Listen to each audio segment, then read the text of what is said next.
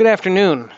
My name is Matthew Stem. I'm the Deputy Secretary for the Office of Elementary and Secondary Education at the Pennsylvania Department of Education. And I want to thank all of you so much for making the time to join us on today's webinar. I appreciate you taking time out of your summer schedules to really be a part of this very, very important conversation around how we serve students in Pennsylvania and the systems that serve our students. We're excited about this plan. It reflects months of effort and interaction with various groups and various individuals, and we're excited to bring it forward as we enter into the phase of public comment.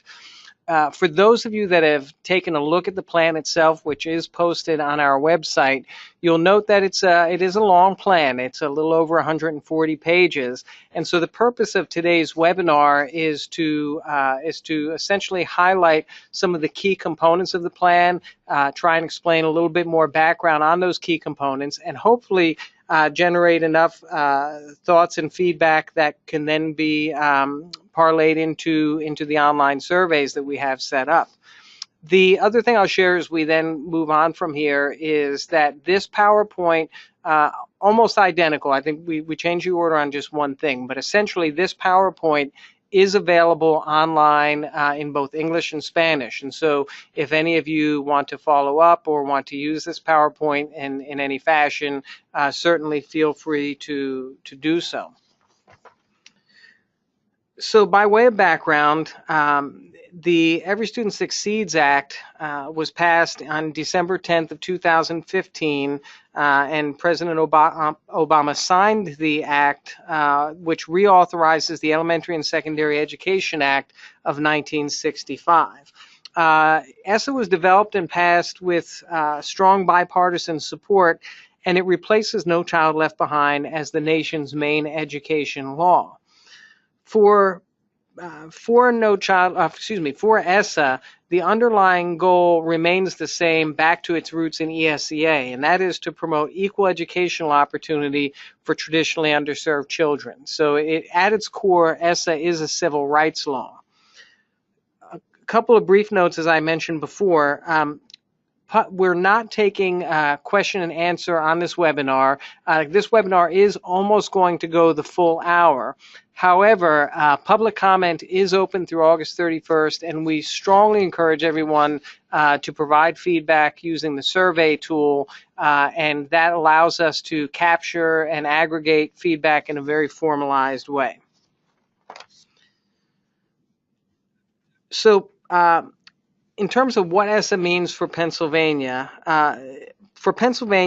ESSA allows us to maintain the changes under No Child Left Behind that has produced positive outcomes for our students, while at the same time making revisions to the system in areas that have not served our students well. So it allows us to identify fairer, more valid ways to measure school performance, determining how to best support schools identified as needing improvement, accelerating important reforms already underway, and moving state education policy away from a strict focus on compliance and toward the establishment of rigorous expectations for all students. For us, this ESSA work is not as much about submitting a plan to USDE as it is about capturing the values and beliefs of citizens of Pennsylvania, and in many cases, the work that we've captured in our plan was occurring even before the ESSA law was passed or was even known that it was going to be passing. So, in short, everything that is in our plan should be focused on on best preparing students for success beyond graduation. This slide serves as a table of contents for our review, and what you'll notice, it essentially follows the layout of the actual plan itself, so that if you do a side-by-side, we're going to highlight certain things in each section, and we're trying to make it easy to essentially connect the dots back to the plan and then see where you can find more detail. The only thing that we're doing differently on this webinar than on the PowerPoint that you'll see on the website is we're actually, after the introduction, we're going to begin with section 2 instead of section 1 because it's going to allow the conversation to flow a little bit more smoothly given the fact that Section 2 is sort of a standalone type section. So the introduction of our plan talks about some really key values and beliefs that are guiding the development of the plan, and underscores the importance of things like investments in education funding, especially at the federal government level, as identified in ESSA itself as necessary to accomplish the goals and strategies that we've identified in the plan. Allows us to highlight the importance of comprehensive measures of school success, the importance of high quality early childhood, the investments that we need to make in recruiting and developing great teachers and leaders. We're really elevating some of the work in STEM that's been a focus over the past year and will continue, particularly as it aligns to our economy and jobs right here in Pennsylvania. We're looking to expand pathways to post-secondary success and to continue holistic models that serve students such as community schools. Section 2 focuses on what's called consultation and performance management, and this is really about how states have engaged stakeholders in the work. Our stakeholder engagement activities have reached parents and families, educators, legislators, community leaders, education advocates, researchers, experts, and others. Ultimately, we've had input from more than 2,000 individuals and counting. And I'll pause here to say we have a number of community members on this and parents and others on this webinar. And we do want to thank you if you're one of those individuals that either attended one of our town hall meetings, was a part of our feedback loops on the Future Ready PA Index, was a part of any of our public speaking events and has given feedback. Thank you for your participation in helping develop this plan. Our stakeholder engagement efforts have received national notice and played a vital role in the development of the plan. And it's important to note that this is still a work in progress. So our public comment through August 31st is part of our stakeholder engagement. And even after we submit our plan on September 18th, our team is already planning the stakeholder engagement activities well into September, October, November, and beyond as we look at adding detail and implementation of some of the initiatives in our plan. So we hope that all of you on this webinar will continue to be partners of the department and giving your critical feedback to the work that we're proposing. Section 1 of the ESSA plan talks about long-term goals. And the long-term goals for us in Pennsylvania, although, and we're going to talk about how they've been developed, but again, it's important to note these aren't just about submitting long-term goals to USDE, but these are the goals that have to drive our work and the goals by which we're going to hold ourselves at the department and as a state accountable for moving student achievement forward at the all group level and also for subgroups of students and closing those achievement gaps. The long-term goals help provide context for interpreting performance and inform the delivery of our technical assistance and other supports. There are 3 sets of long-term goals that we'll highlight. Academic proficiency and graduation rate use a similar methodology. So we'll talk about the 2 of them together and then very briefly about English learner proficiency. So first of all, both the academic proficiency goal and the graduation rate goal are mapped out to the year 2030. The reason that we've identified our goals as such are that it allows us to follow a cohort of students who enter kindergarten in 2017 all the way up to their graduation in 2030. Also, it allows us to balance between ambitious yet attainable goals as well as establishing a sense of urgency and consistency in our approach. Establishing 2030 goals, just by way of context, is a number of other states are pursuing a similar approach as well.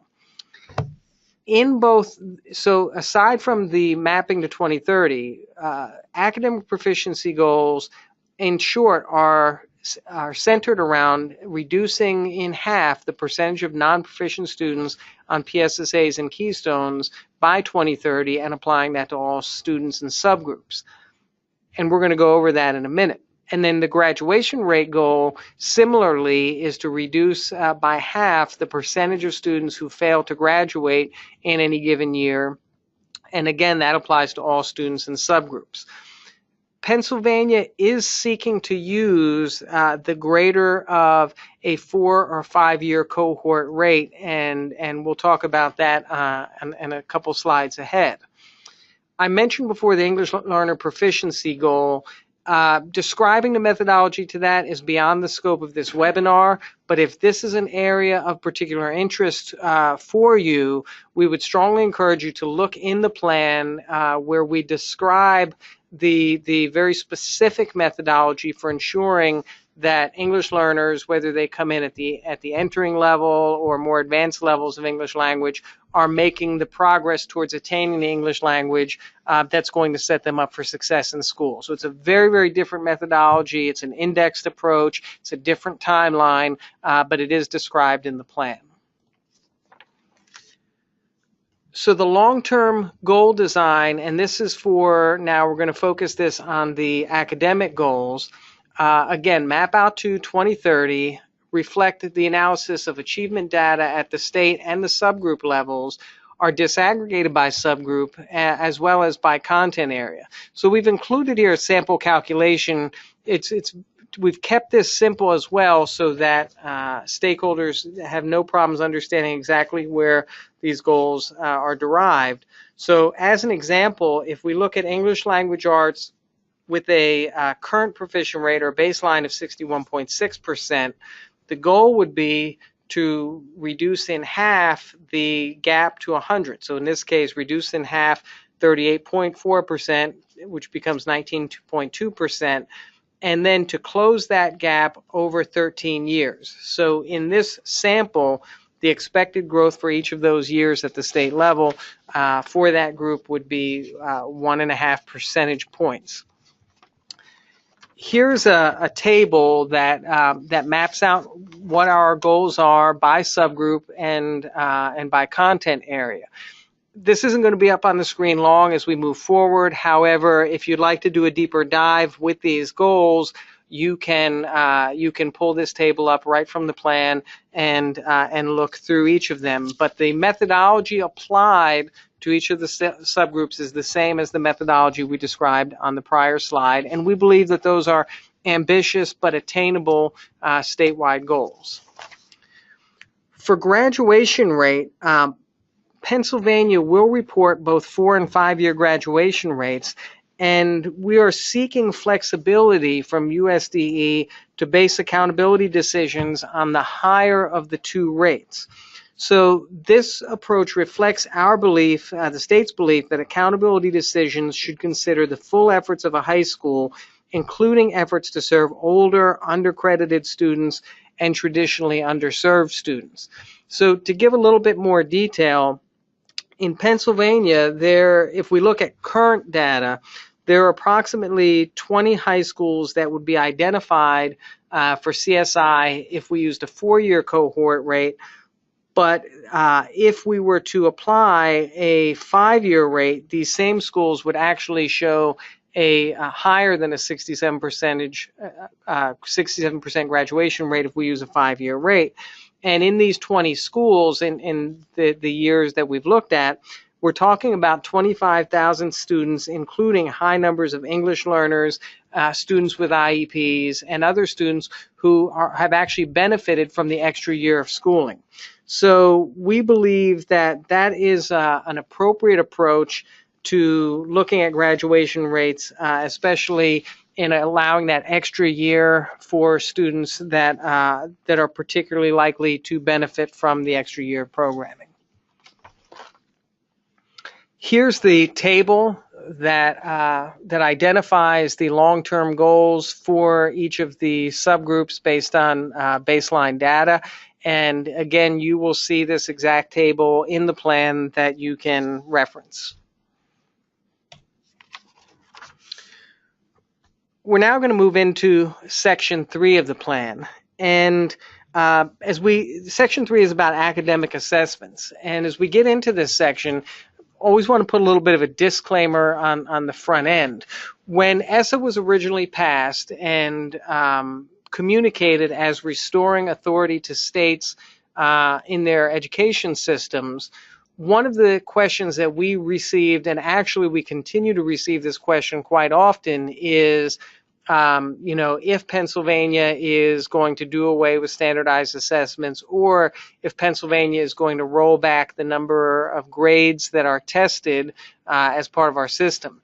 And so want to begin the section by reminding or by clarifying that ESSA does still require that all students be tested annually in grades 3 through 8 and at least one in high school. So that No Child Left Behind requirement has not gone away under ESSA.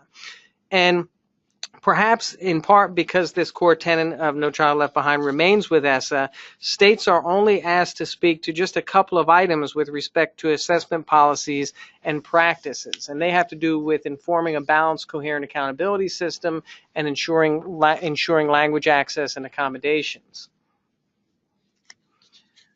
The assessments that we use in Pennsylvania for accountability and will continue to use are the PSSA in grades 3 through 8, Keystone exams in high school, the PASA for students with significant cognitive disabilities, and all three of those assessments are aligned to our PA core standards and our academic standards. And while ESSA doesn't speak to testing time per se, PDE has heard a clear and compelling message from the field, from parents, from lawmakers and others, that reducing testing time is a priority. And reducing testing time may help reduce test anxiety and also ensure that schools can focus on what matters most, and that is maximizing time for core instruction. So PDE will reduce testing time for PSSAs in both English language arts and math effective the spring of 2018. And we talk about this in the plan. We're going to continue to detail this effort in the days and weeks ahead, but for now, know that we are confident in our ability to reduce testing time beginning in 2018 while maintaining the appropriate and valid and reliable assessments aligned to our content standards. Two other questions that are a part of states have to respond to in their plans. One is around the exception for 8th grade math assessments. And unfortunately, PDE is not currently pursuing an exception regarding the 8th grade math assessment. And the reason being that the ESSA statute does not contemplate being able to reduce 8th grade math without adding another high school math assessment into the equation. So, for example, right now in Pennsylvania, we have a significant number of 8th graders that take both the Algebra 1 Keystone and the PSSA math. I think that we are in agreement with stakeholders that double testing of math in 8th grade is not ideal. But given the fact that we've also heard a clear and compelling rationale for not increasing testing time in Pennsylvania, we have currently not pursued this option. Just know, though, that we're going to stay closely connected to USDE. We're going to monitor what happens in other state plans. And if an opportunity arises for us to move away from double testing for 8th grade students with regards to math without adding another high school assessment, we will be very interested in pursuing that option. ESSA also requires states to speak to language translations of assessments. We are going to continue to provide side-by-side assessment materials in Spanish. And then we also mentioned in the plan that if we have other populations that grow with other languages, that there are pathways for us to consider additional translation in the years ahead, should Pennsylvania populations shift and would require that sort of translation. Now moving into Section 4, assessments was a little bit more nimble. Section 4 is a significant component of the plan around accountability, support, and improvement for struggling schools. And throughout this section, we highlight the need to ensure fair, transparent, and appropriate accountability determinations, the shift on our focus from prescription to appropriate flexibility and support. And we'll talk more about what we've heard from stakeholders on that particular topic. And the other thing that we're elevating here is the importance of aligning what we report at the state level with federal reporting and accountability. Currently, they run in separate tracks, which can cause a lack of coherence and potentially confusion. We're looking to bridge state reporting and federal accountability together.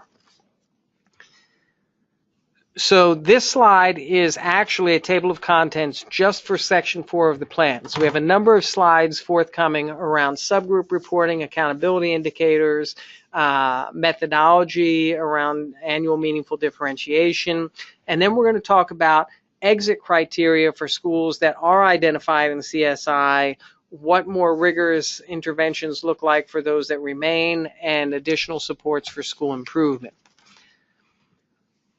So starting with subgroup reporting, we've had a few questions come our way regarding, how we determine which subgroups are going to be reported both at a state and federal level. And these are the subgroups as determined and utilized by the Office of Civil Rights. So this is a list that's consistent with other reporting, even outside of education and assessment and accountability.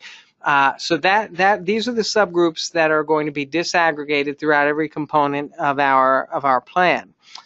And as we then look at how we determine at a school level which of these subgroups are going to be reported, it requires us to have an N size. And the N size is essentially the threshold at which a number of students at a subgroup level then kicks you into a reporting category for both state and federal accountability.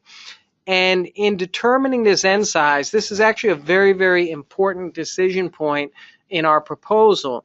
And in proposing this N size, the tension around finding the just right number is to balance the transparency of reporting. So in other words, really wanting to report out the performance of all of our subgroup populations in every school, while at the same time balancing out measurement stability. In other words, if we report a group of students where there are only 5 in a particular school, not only would a number like 5 be unstable, it would also be identifiable, could point to a particular family or a particular group of students.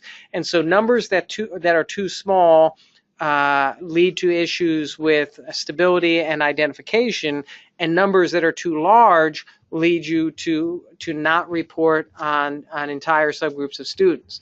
So in balancing that tension, we've landed at a subgroup size of 20 for our proposal. Where that came from, number one, was from a lot of feedback from stakeholders, particularly including advocacy groups as well as parents and others, consultation with technical advisors, reviewing other states' approaches, and 20 more or less falls in line with most other states reporting. And we've done lots of models of impact data to see, what does it mean for reporting 20 versus 25 versus 30, versus 15, and playing all of that out to land at this number. So seems like a small decision, was actually a very big one with a lot of time, energy, and thought put into it. And here's what it yields. So you can see the results of applying an N size of 20 to the various subgroups, and this is at a statewide level.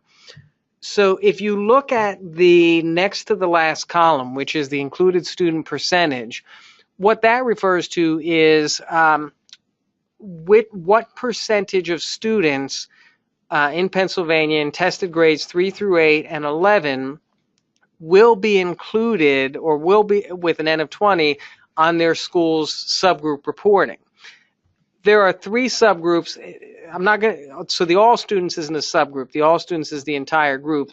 And as a total sidebar, by the way, the reason that that number is not 100% is that we actually have a handful of schools where they don't even have 20 students in the entire school that that are at a tested grade. So that's why that's not actually 100% for some very, very, very small schools. But we have 3 subgroups that are higher than 90% included, and those are students with disabilities, economically disadvantaged students at nearly 100%, and African American students at a little over 92%. So that means that, let's use African American students, of the 136,000 plus African American students in Pennsylvania, all but 10,000 will be accounted for in subgroup reporting at their school. If you look at other subgroups, some are lower, and the numbers vary widely and are also sensitive to size. The last thing we'll say about this slide, and again, this is in the plan itself, is that in Pennsylvania, roughly half of all school districts are less than 2,000 students. So what that means is we do have a lot of small schools in Pennsylvania, and these included student percentages are going to be influenced in many cases by the size of schools and their subgroup populations. There are 2 themes that emerged consistently across stakeholder groups in our travels over the past year when it comes to accountability indicators for identifying our schools most in need of support. And they are the first 2 sub-bullets that you see here. One thing that we've heard consistently is that academic growth matters. And should matter almost as much, if not as much or more, than actual achievement numbers when we look at whether or not we deem a school to be a low-performing school or a school that's on track to success. So we've elevated this idea of growth. The other theme that we've heard loud and clear is that the state has to consider non-academic measures and interventions in our accountability indicators, because at the end of the day, when we look at whether or not a group of students in a school is succeeding or not succeeding, we can't ignore some of the non-academic variables that are impacting student success. So those are 2 very common themes that are a part of our decision making. We also discuss the importance of establishing system-wide continuous and sustainable improvement, and also a recognition that fewer indicators may be more meaningful than a long list of indicators. And we're going to talk about where Pennsylvania falls relative to other states in terms of our approach to those indicators. Finally, making sure that our system aligns with federal requirements and also aligns with our Future Ready PA Index. So here you can actually see, and we're going to unpack each of these by section, the accountability indicators, and what you're looking at are the indicators that are going to be used to identify our comprehensive support and improvement schools, or basically in simple terms, that 5% or thereabouts of schools in the Commonwealth that are deemed to be the lowest performing schools. So we'll unpack the top 6 in the next couple slides, but want to highlight the last bullet on this slide, and that is about participation rate. So although participation rate is not going to be used to identify our lowest performing schools, Pennsylvania and all states are still required to address schools that don't have 95% or more of their students participating in the statewide assessments. So we just want to capture that on this slide. There's a little bit more detail in the plan about how we as a state will address and communicate schools with less than 95% participation, but just be aware that that is a requirement. And that's also another one of those carryovers from No Child Left Behind. We've talked a lot about keeping the federal accountability aligned to state reporting, and here you can see our indicators as part of our Future Ready PA Index across the three categories that we're going to be, that's going to be our public-facing report card beginning in the fall of 2018. The highlighted indicators that you have in front of you are the indicators that we just discussed as part of our comprehensive support and improvement designation. So what we're demonstrating here is that our statewide report card and our federal accountability are not two separate systems, but are essentially the federal accountability is a subset of the indicators we're going to report at a state level and speaks to the alignment of federal accountability and reporting. As mentioned previously, ESSA requires that all states must include 4 types of indicators within their statewide accountability systems to meaningfully differentiate school performance on an annual basis. So if you look up here, every state has to have these 4 bold indicators that you, in some fashion, or address them in their plans. So every state has to address the percent of proficient or advanced in English language arts and math on state assessments. And for us, that's the PSSA. Those are the PSSA and Keystone exams. Every state also has to have an additional academic progress indicator.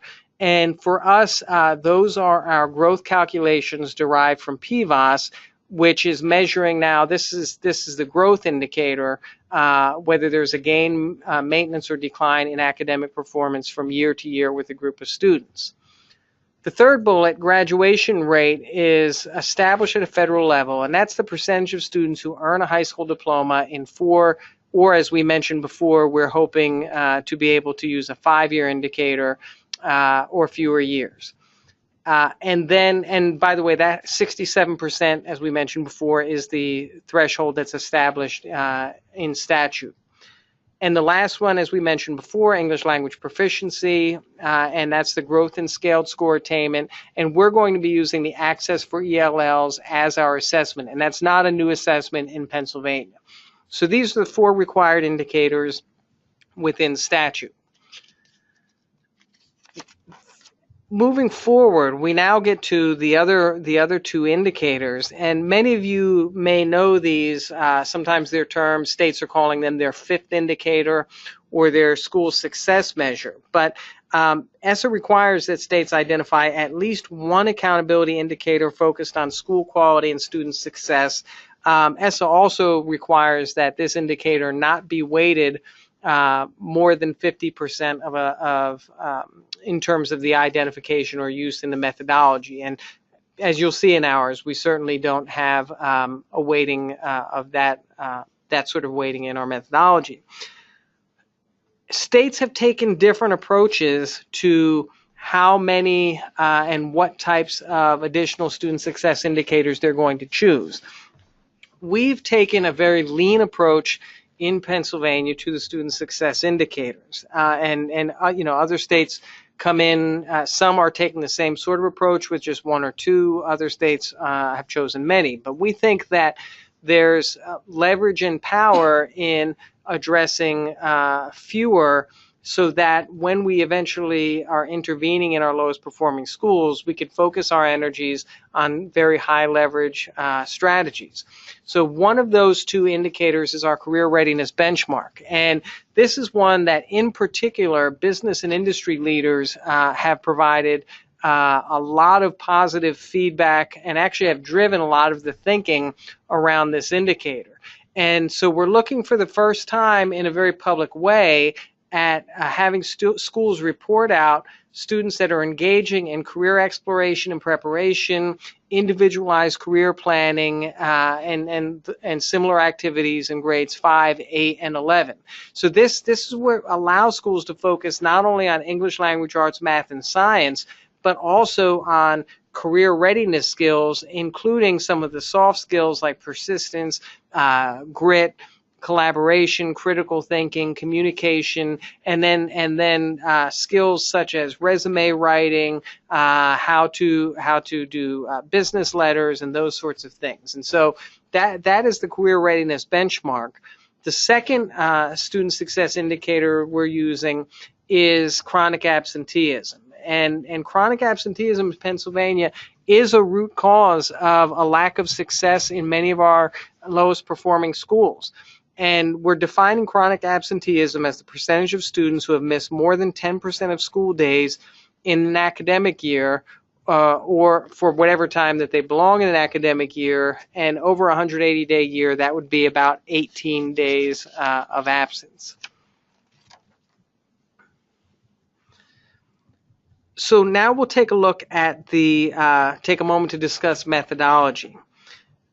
PD's approach to how we're going to measure those indicators, it's important that it be transparent, technically defensible, and appropriate for federal accountability designations.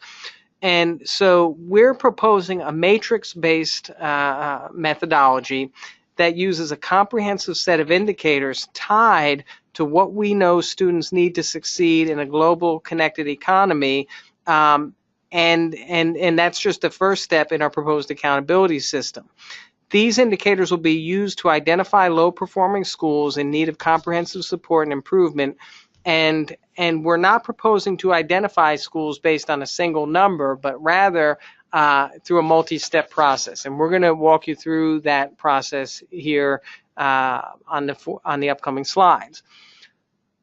So the first step, and we'll try and keep this as simple as we can, the first step in identifying our lowest performing and most struggling schools is to find those schools that are not only low achieving, but are also low growth. So this is a sample illustration to illustrate how this is going to be done.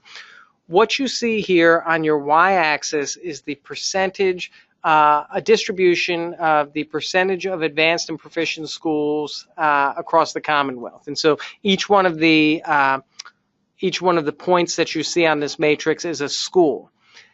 Across the x-axis is the growth scores as measured by the AGI number. So if you look at that 0.00 number, and schools are relatively clustered there as you'd expect they would be, a school at the 0.00 level means that students essentially made 1 year of growth. As you move backwards on the x-axis to -10, -20, now you're talking about students that are making less than a year's worth of growth, and the farther to the left that you move on that axis, the lower the growth. On the y-axis, you're looking at the percentage of students at a given school who are proficient or advanced. So the midline is at the 50th percentile. As you slide up, your achievement is going higher towards 100%, and as you slide down, achievement is getting lower towards 0%.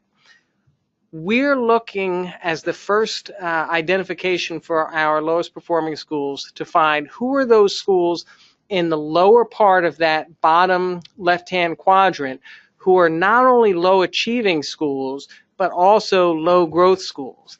And the first step of identifying the bottom 5%, and these are only our Title I schools, by the way, is identifying the low growth, low achieving schools. And where you see that blue circle gives an idea of what schools that we're talking about. Once we have that set of schools, that takes us to step 2. And I'm going to distinguish. Step 3 is really almost a little bit separate from steps 1 and 2, and it'll make sense in a moment. So step 2 is now we've got this large subset of low achieving, low growth schools, which may be in excess or will be in excess of 5%. to narrow that list down to the schools that are most in need of intervention and greater levels of accountability, the final identification is going to be based on taking a look at chronic absenteeism, English learner progress, and career readiness benchmark indicators. Hold on the graduation rate. That's actually going to take us to step 3. So we're going to focus on those other 3 indicators. So we're now going to look at, of the low achieving, low growth schools, which of those schools is also among the lowest percentage in chronic absenteeism, English learner progress, and the career readiness benchmark. And that's going to get us to that subset of schools that are the right schools for the state to leverage its interventions, supports, and accountability systems. Step 3 then happens after that process. So that process is going to get us, a 5% subset of schools. We then look at all high schools in the Commonwealth, or any school that graduates students at the 12th grade, and any school, including non-Title I schools, that has a graduation rate less than 67%, is added to the list of CSI schools in need of interventions. So in many cases, those schools may already be captured in steps 1 and 2, but we may also pick up schools that are not captured in that very bottom 5% in step 1 and 2, but are below 67% graduation and therefore would be captured. All of these metrics, by the way, before we move off of this piece, the final important note here is that these metrics are based on 2 years of data. So if a school happens to have, for lack of a better term, an unusually poor performing year, that's an anomaly based on historical trends, it's likely that school wouldn't be captured. So to give more stability in all of these calculations, we're looking at 2 years of data. And so if a school is low growth, low achievement 2 years in a row, that's going to get them into this first swipe. And if a school has low graduation rates 2 years in a row, that's going to capture as well. So we've tried to build in some controls and some stability to the methodology. Our timeline for implementation, 2017-18 is data gathering. So this upcoming school year, we're going to be gathering the data that's going to be used for determinations. In the fall of 2018, we're going to make our initial identification of our comprehensive support and improvement schools. Then in the second half of 2018-19, that is when the identified schools are going to be responsible for under PDE oversight in conducting needs assessments and engaging in school improvement planning. In 21-22, this is where we now are considering the progress at CSI schools for exit or more rigorous intervention, which we're about to discuss. And in 22-23, we're going to look at more rigorous interventions. So CSI schools that are identified in fall of 18 will not be eligible to exit that status until the 21-22 school year. So in looking at the exit criteria, there's a few things that have to be demonstrated in order to be considered for exiting. One is showing measurable progress on at least one accountability indicator that resulted in initial determination. There's also a requirement that schools being considered for exiting are submitting updated improvement plans that detail the school level and potentially LEA level activities in response to the school level needs assessment, and the extent to their participation in PDE-sponsored technical assistance activities.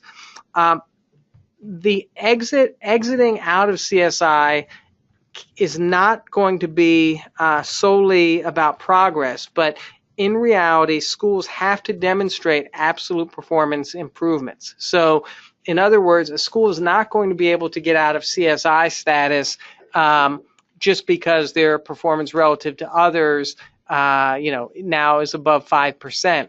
once the school's identified, they have to demonstrate in a quantifiable way that they've improved achievement on at least one of the accountability indicators that resulted in their determination, and that's a key component in that decision making in 21-22. For schools that remain in CSI, for those beyond 21-22 that do not meet their exit criteria, more rigorous interventions are being contemplated, and this is not an exhaustive list, but looking at partnering with CSI schools that fail to exit and their LEAs to do additional comprehensive performance audits, adding oversight to building level expenditures at the associated ESSA accountability indicators, and requiring more frequent progress reports to the department and to the school's community on improvement activities. Again, this is not exhaustive, and this is going to continue to be a work in progress in the months ahead. Pennsylvania's approach here, at least in terms of the consolidated plan, is very similar to other states' approaches as well, and it's something that we're going to continue to work with stakeholders on as we head in to this fall and into next spring. When looking at support for school improvement, this section is really about how the dollars are going to be driven out to schools that are identified for CSI. So in simple terms, the first 2 years of CSI identification, schools are going to receive a formula-based allocation. In years 3 and 4, schools may be eligible to compete for additional school improvement resources. So years 1 and 2, formula-based, years 3 and 4, competitive. And we think that this approach recognizes that high-need districts may be challenged initially in a competitive process, but at the same time eventually maximizes opportunities for core funding and targeted investments in some especially promising models.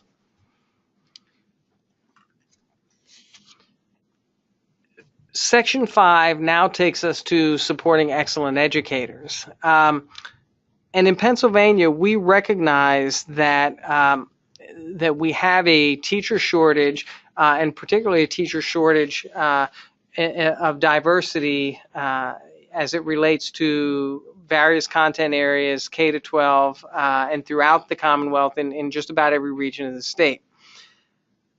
The activities that we're proposing in Section 5 are subject to the availability of Title II funding. And there are ongoing federal conversations that we will continue to monitor at the federal level that can potentially impact or result in a decrease in the Title II dollars that Pennsylvania would see. And we are relying on this funding both to continue core programming at the local level and to also ensure a modest level of investment in statewide strategies. So the initiatives that we're briefly going to highlight on the slides ahead address our workforce pipeline concerns, our need for existing support for existing teacher prep programs, the need for rigorous and effective alternative routes to certification, and improving the data quality and partnerships between LEAs and teacher prep institutions and programs. So looking at how we recruit, retain, and sustain a diverse and talented educator workforce, here you have in front of you a list of some of the initiatives that you'll see laid out. Developing a clearinghouse in our teacher information system to connect credentialed educators with open positions in schools and districts. We have a team that's been working on this, and we think there are more efficient and effective ways to get at aligning those credentialed educators with open positions. We're also looking at providing support for teacher preparation programs to partner with LEAs to provide year-long residency programs for pre-service teachers. So there's been a lot of acknowledgement of the value of teacher residency, year-long teacher residency programs in having students come out with the almost day one ready skills needed to be highly effective teachers. looking to support career pathways for paraprofessionals to become certified teachers. There are strategies that we can employ at the state level to help paraprofessionals who are already working with students in almost all of our schools in the Commonwealth. And there are ways that we can create policy to bridge upward mobility into the teaching ranks and even the administrative ranks. And we're excited about those possibilities. And finally, Pennsylvania has received a Troops to Teachers grant that is helping us to support the transition of veterans into the educator workforce. Pennsylvania is going to continue to invest in and support in our development of school leaders. We have the Pennsylvania Inspired Leadership Program. That's an induction program for new principals focusing not only on instructional leadership, which has been the focus for the past several years, but now, and based on feedback of many of our partners who have been involved in this work, we're also going to focus on equity strategies and what does that mean to be an effective leader for all students, and what are some of those specific strategies within context that administrators can be employing, and what does effective school leadership look like even more broadly than just the pure instructional leadership, but what strategies in this rapidly changing environment that we live in will help empower more effective principals and superintendents. Speaking of superintendents, we'll briefly mention that we have a 2-year program, a Superintendent's Academy. This year, in year 1, we've had almost 100 system leaders, primarily superintendents, focus on networking with one another and engaged in some rigorous activities to build their capacity, with an emphasis as well on equity as a common theme throughout those activities. We're entering year 2, and the last we checked, we actually have more superintendents registering for year 2 than we can accommodate, and that's a great problem to have. And we're starting to approach a significant footprint of our superintendents that have come through these opportunities. Finally, our SEED grant is a partnership with NISL, and this has allowed us and will continue to allow us to have model principals that are coaching and mentoring others throughout the state. As we come to the last section of the plan, the ESSA allows and requires states to lift up strategies for supporting all students, and to highlight the sorts of things that we're lifting up here, we're going to lift up the key strategies for ensuring all students have access to well-rounded educational opportunities, describing models for school-based supports and community partnerships, and focusing on supports for students during important transitions in their school career. So very briefly, ensuring well-rounded and rigorous education experience for all students. We are looking to continue to increase our participation in advanced coursework, such as AP, IB, dual credit opportunities. There's a big focus and a big section. We'd love for those on the webinar to read this section of the plan for sure, and look at how we're promoting equitable access to STEM. For all students to engage in some of the great work that's now really beginning to create synergy throughout the Commonwealth. And we have a statewide coalition that's been establishing vision, mission, and strategy that's now pushed out to every region of the state, and our schools are starting to grab onto that, and it's exciting work. And the third one there, supporting college and career pathways.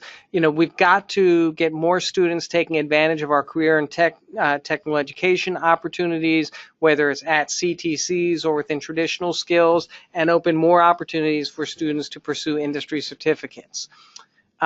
We're going to continue to emphasize holistic school-based supports and partnerships, community schools models, programming for migrant education students. We're continuing to receive federal funding for our 21st Century Community Learning Centers, and now we're targeting them even more towards STEM and career readiness activities and programs and supports for students experiencing homelessness. Transitions at every level are critically important for student success. I would highlight here that the early childhood to elementary school transition is particularly important, and we're focusing on kindergarten readiness at the early childhood level to have seamless transitions, and then a lot of emphasis on the middle to high school transition, particularly as it relates to school climate and school-wide positive behavior supports and activities that will address risk factors before students get to high school. Finally, we're also elevating school climate and social emotional learning. We know that in order for students to be successful, they have to be in schools where they feel safe and valued. So we're continuing our school climate surveys. We talk some about our equity and inclusion toolkits. These are toolkits that we've developed over the past year that help administrators and teachers deal with incidents of bias and discrimination in their schools. Our bullying prevention toolkit, and supports through our multi-tiered system of supports, including positive behavior intervention supports. So as we look ahead, public comment is open until August 31st. Please, if you haven't done so, take some time to fill out our online survey. It's on the department's website, and those survey results are disaggregated on a weekly basis, and we're going to be reporting out themes that are in those surveys as part of our September 18th submission, so that we take those very seriously and encourage you to share those surveys with others as well. For any feedback or questions that don't fit the format of the survey, you can use our email address at ra-eds@pa.gov to provide feedback. PDE is going to consider, again, as we mentioned, these issues raised, and we'll be reporting in our final draft. We're submitting that final draft to USDE September 18th, and then that plan is submitted for peer review, and USDE has 120 days to respond to Pennsylvania. And then we look forward to implementing and doing great things for students. So with all that said, all of us are a part of a once-in-a-decade opportunity to create the conditions for learning that will positively impact the next generation of students in Pennsylvania and position us as a national leader as well as an international leader in educational systems. Thank you so much for your leadership and collaboration, for your commitment as evidenced by your participation in this webinar, and we look forward to continuing this work together. Thank you. Have a great day, a great weekend, and we look forward to a fantastic start to the new school year.